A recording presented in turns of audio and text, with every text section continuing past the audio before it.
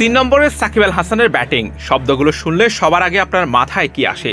সেই 2019 বিশ্বকাপে সাকিবের ব্যাট হাতে বীরত্বের গল্পই তো তাই আসার কথা। তবে বিশ্বকাপে সেই অতিমানবীয় পারফরমেন্সের পর সাকিব ব্যাট হাতে সেভাবে জ্বলে উঠতে পেরেছেন খুব কম সময়ের স্রোতে সাকিব এখন আর তিনে ব্যাট করেন না।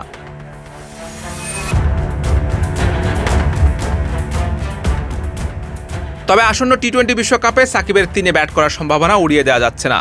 বাংলাদেশের অধিনায়ক নাজমুল হোসেন শান্ত এই প্রসঙ্গে নিশ্চিতভাবে কিছু না জানালেও বিষয়টিকে একদম উড়িয়ে দেননি, বরং পরিস্থিতি, কন্ডিশন, প্রতিপক্ষ বিবেচনায় সাকিবের 3 নম্বরে ব্যাট করার সুযোগ দেখছেন তিনি।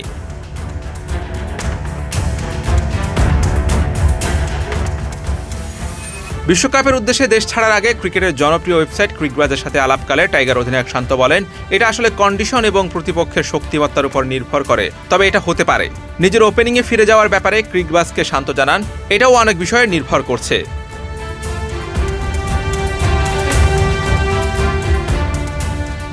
টি-20তে বর্তমানে বাংলাদেশের হয়ে নিয়মিত তিনে খেলছেন টাইগার অধিনায়ক নাজমুল হোসেন শান্ত। তবে 2022 টি-20 বিশ্বকাপে বাংলাদেশের হয়ে ওপেনিংয়ে খেলেছিলেন শান্ত। সেবার টাইগারদের হয়ে সবচেয়ে বেশি রান করেছিলেন তিনি। এরপর 2023 সালের বিপিএলও বেশ ভালো করেন। তারপর শুরু হয় আন্তর্জাতিক মঞ্চে শান্তর ভালো খেলা। একসময় টানা ব্যর্থ হওয়া শান্ত ধীরে ধীরে পায়ের নিচে মাটি খুঁজে পেতে থাকেন আন্তর্জাতিক ক্রিকেটে। এখন তো হয়ে গেছেন বাংলাদেশের অধিনায়কও।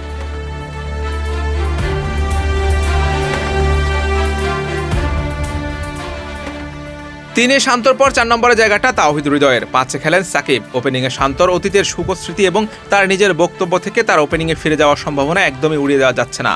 সেই সাথে নিয়মিত ওপেনার লিটন দাসও অনেকদিন ধরেই ছন্দে নেই। ফলে শান্ত ওপেনিংয়ে খেললে 3 নম্বরের জায়গাটা ফাঁকা হবে। হৃদয়কে 4-এ রেখে সাকিবকে চাইলে 3-এ খেলানো যায়, যদিও কোনো কিছুই এখনো নিশ্চিত নয়। তবে শান্তর বক্তব্যে তিনি যেহেতু সাকিবের 3-এ খেলার সম্ভাবনা একদমই উড়িয়ে দেননি, ফলে এই ঘটনা ঘটার সম্ভাবনা কিছুটা হলেও আছে। আর সাকিব যদি 3-এ ফিরে ব্যাট হাতে নিজের সেরা ছন্দে ফিরতে পারেন, তাহলে বাংলাদেশের লাভ সে কি আর বলার অপেক্ষা রাখে।